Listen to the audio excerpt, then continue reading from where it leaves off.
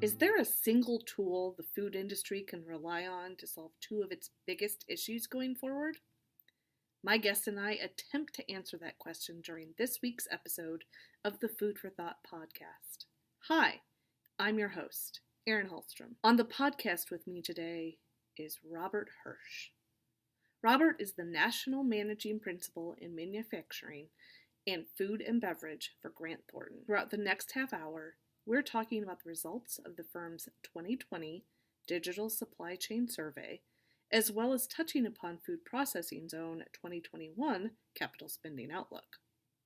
We cover a lot of ground in 30 minutes, including talking about how food and beverage processors can become better equipped at assessing supply chain risks, as well as discussing how digitalization and other technologies are playing a significant role in the future of the food and beverage workforce. Enjoy the episode.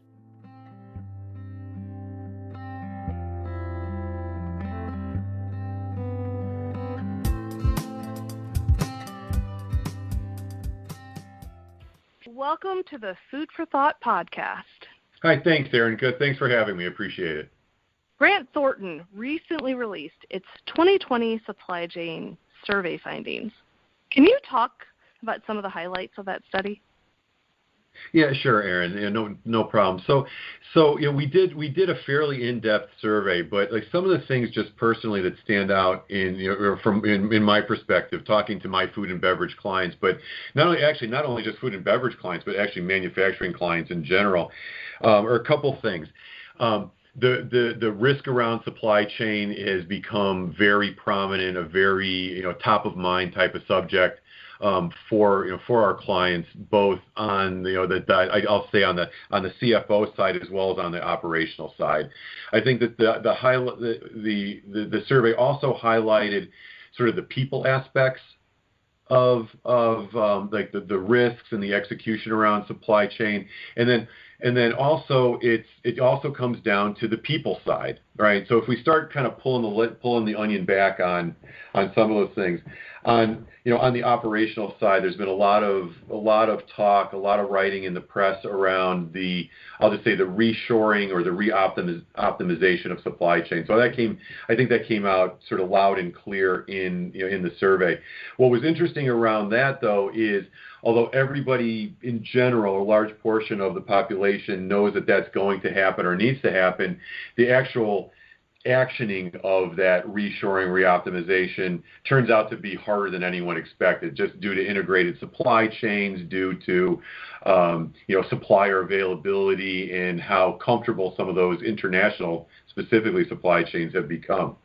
On the people side, what we're seeing is there is just a lack of skill sets and supply of skills up and down the food chain. So from sort of shop floor or unskilled labor, shop floor type of skills, all the way up to the C-suite, we're seeing across the board sort of a lack of availability of those skill sets. And we can get into that in a little bit more detail later on. And then also not surprising, but also sort of interesting at the same time, is the focus on technology. And all of these things are kind of interrelated. So when you talk about technology, some of the things that are driving that interest in technology is kind of the lack of skill sets, being able to apply skill sets into that manufacturing, into that food and beverage ecosystem. And you also need technology and skill sets to re-optimize the supply chain. So none of these things sort of stand out on their own. They're all very interrelated. But if you think about it, it always comes down to process and what you're doing, right? That's the optimization of supply chain. The people aspect of it. How are you going to to develop skills and find the right people at the right time, and also give them sort of career path so that they're growing in that. And then there's also the technology. So it always I've been doing this consulting thing for a long time. It always comes back to people, process, and technology. And although the issues kind of change, the fundamentals are always the same: people, process, and technology, and how you apply those in a competitive way to gain competitive advantage. Yeah, that makes a lot of sense. I know in our season 1 of this podcast, I talked to someone about food and beverage and the skill set of people on the plant floor and how much lack there is for people on the plant floor. And I was in awe. It's interesting that you bring that up.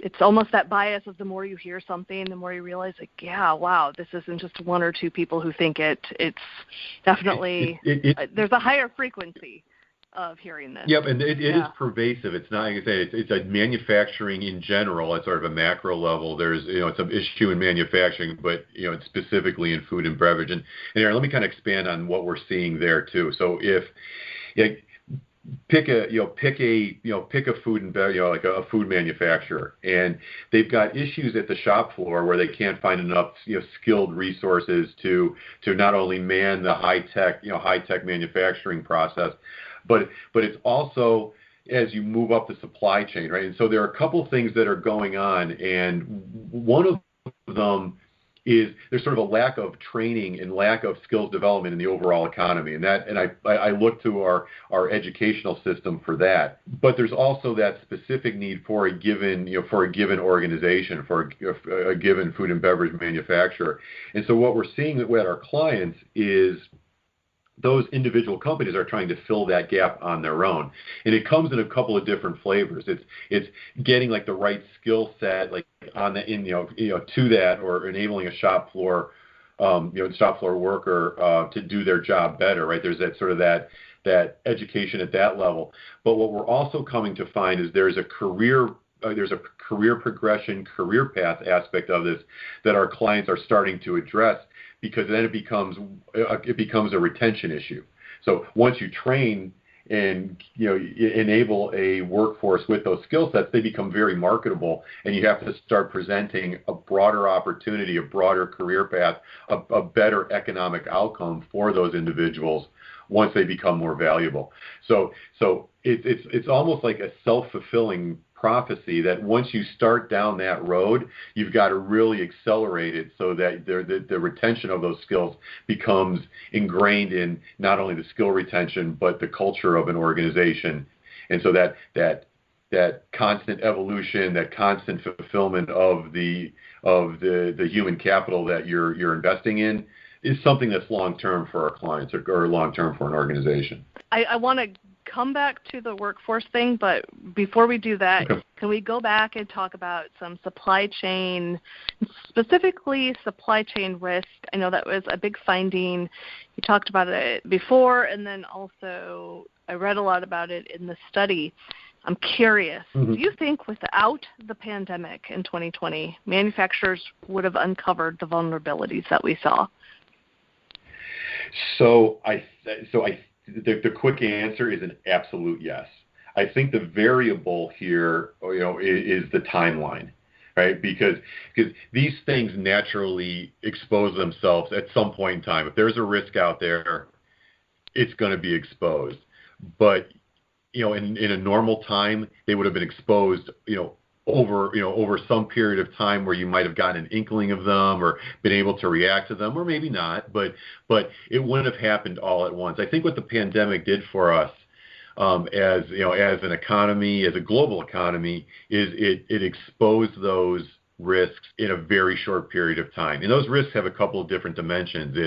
It's foreign, it could be, the risk of a foreign supply chain that's not secure. It could be, we saw a lot of hoarding early on in the pandemic, right? So that also puts a stress on a supply chain.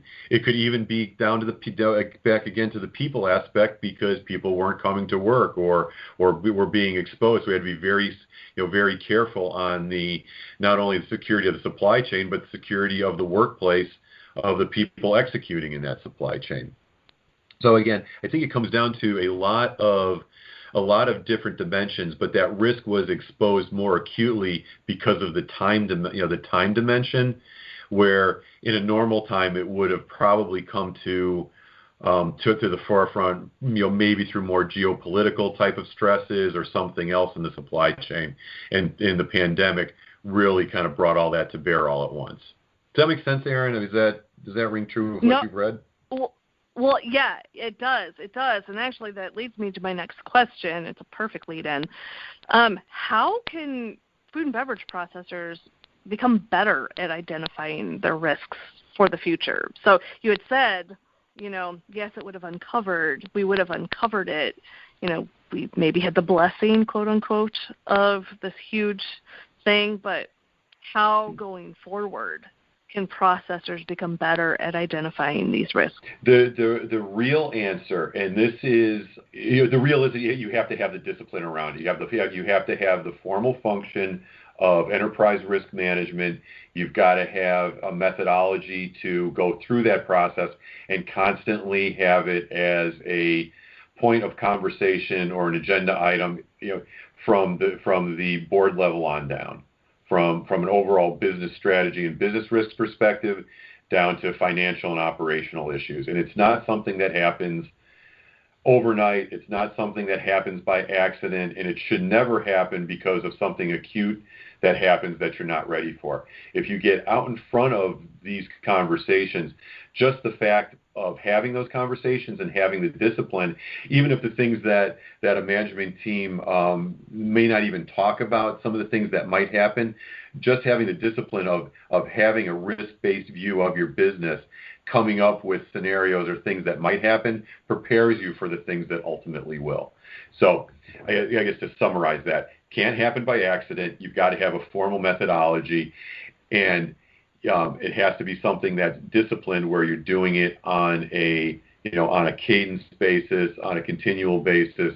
So it's always front and center it's always front and center as you're making business decisions throughout the planning and execution cycle. Food processing has released its annual capital expenditure report, and I know when I read the survey, I noticed some talking points, and I noticed some talk of, CapEx, capital projects, what have you. And so what I wanted to ask is something we've noticed in our own review of financials pointed to how capital projects were paused because of the pandemic, citing capital expenditures being put on hold due to the pandemic. Can you speak to why that would have happened? So when the pandemic hit, right, there was so much uncertainty. Nobody knew where this was going to go and where their businesses that were going to go.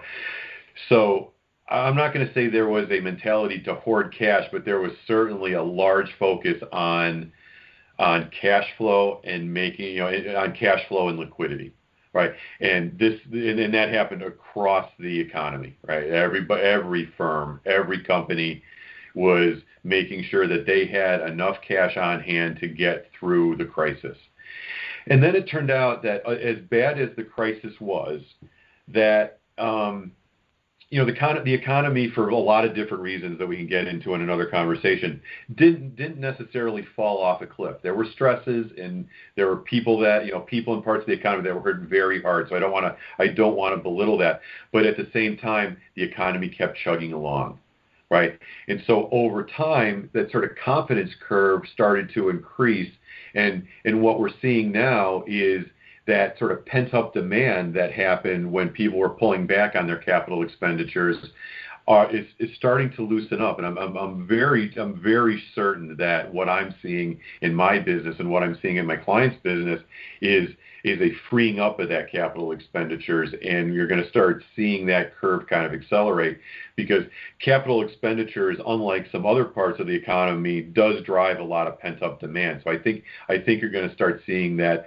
really pick up speed, and that capital spending curve is really going to start accelerating is really going to start to accelerate as people get vaccinated, as we get more and more confidence in the economy. You're going to see more and more of that happen. Speaking of that uptick of capital spending, a lot of what we've seen is, many of these companies are talking about plans to invest or improve upon the digitalization within their facilities and plants.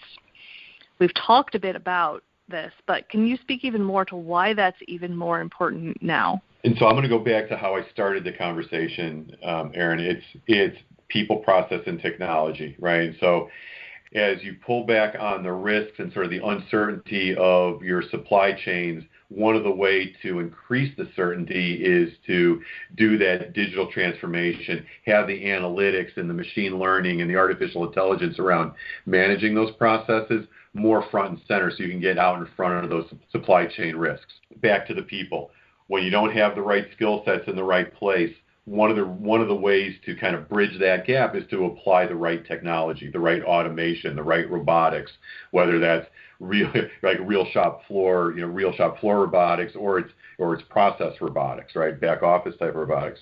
So that automation is there's a direct correlation to the lack of skill sets, the difficulty in finding people with the right skill sets. That's a direct outcome of the technology application is a direct outcome of that lack of skill set. And then the technology in and of itself, we are in a really cool time in history because there is a lot of technology that's coming together at the right time. So you've got like sophisticated ERP functionality that can be informed by asset management technology that's informed by the Internet of Things. And by tying all those things together with that integration, with machine learning, with artificial intelligence, it's just a really cool time in history where that's all coming together in a cross-section that's driving real business benefit starting right now. And the other thing that we're seeing is I'm talking maybe 10, 20 years ago when you were applying technology, it was a heavy lift. It was a big project. It was a long-term type of effort, right? Now with cloud technology and some of the automation that we've got, you don't have to jump headlong into it right away. You can kind of go down a curve where you're not making large capital investments in this technology all at once, but you can incrementally roll out the technology, see what works, see what doesn't. So the risk curve on the technology itself has been dampened. And so what I think we're going to see, in fact, I know what we're going to see, is an acceleration of the application of the technology in the automation, in the robotics, in the AI and machine learning space, because you can do it in a way where you don't have to take it on all at once, but you can do it in a incremental, very well managed, very focused space to drive real business benefit. Speaking of that acceleration, in the supply chain report, your team talks about analytical and predictive tools, human-centric augmentation, and autonomous devices. Can you unpack that and talk a little more about what that is or what that entails? Again, I'm going to go back to how you roll out the technology and enable a workforce to be real world class or improve the outcomes, right? So conversations that I have with my clients and where I like to guide the thought process and the actions around that is, let's start with something that is business critical or can move the needle on the financials. What we like to do, and when you talk about packing all that stuff, what I like to do is start with the conversation around what's capital planning, what does your capital planning and budgeting look like, and how do you start deploying that capital in a way that you can measure it back to the financial performance. And if you start taking that view, start taking a portfolio view of how you deploy your capital, how you deploy capital assets and the workforce to those capital assets, it becomes an easier conversation. So all the things that you just talked about the predictive analytics, the Internet of Things, and how you pull all of that into a monitoring and predictive environment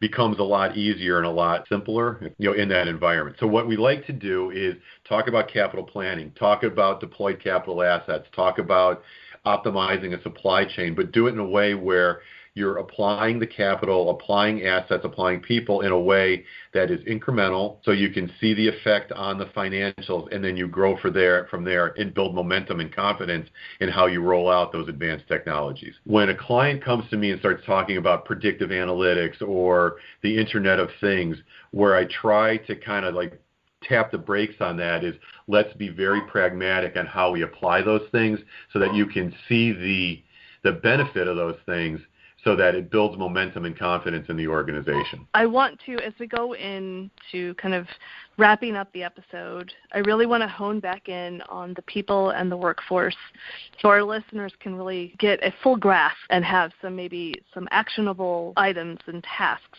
to take from this episode. Can you speak to how people and the workforce in general have played into the supply chain issues and what we can do going forward to alleviate some of the issues that we've seen? In my view, and this is kind of a point of view that I've come across talking to economists both within Grant Thornton, externally, talking to business leaders, talking to my clients, and just having kind of this conversation.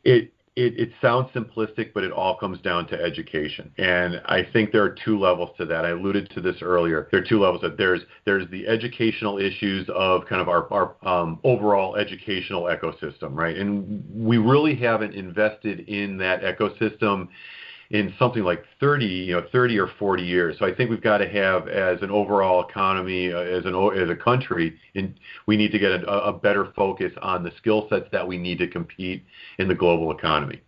So that's one issue in my mind.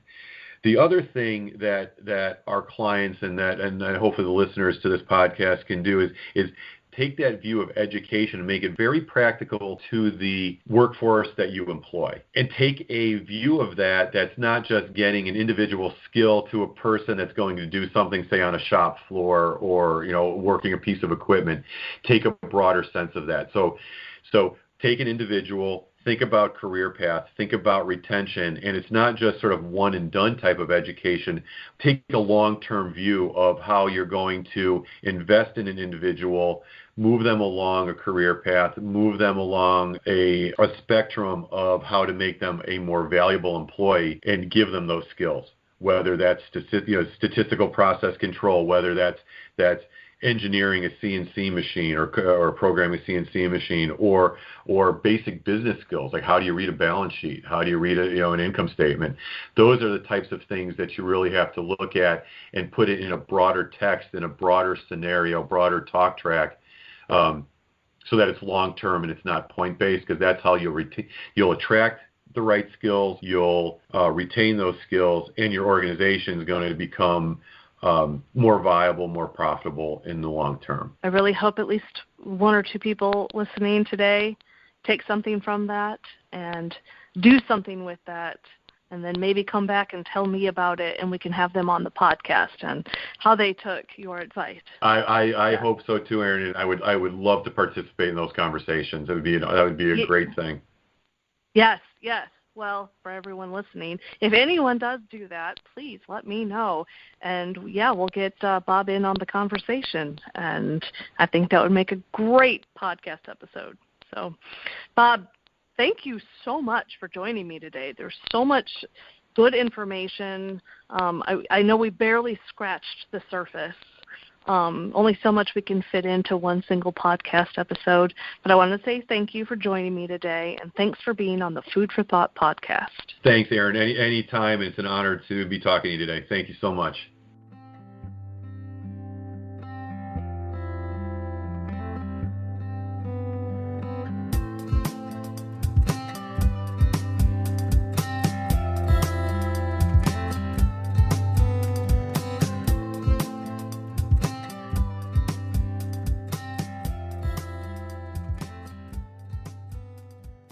For everyone listening to the Food for Thought podcast today, thank you for tuning in. You can find us on Apple Podcasts, Spotify, Stitcher, and just about everywhere you can listen to a podcast. Be sure to tune in next time as we talk more about the stories behind the headlines of the food and beverage industry. Take care. Have a great day.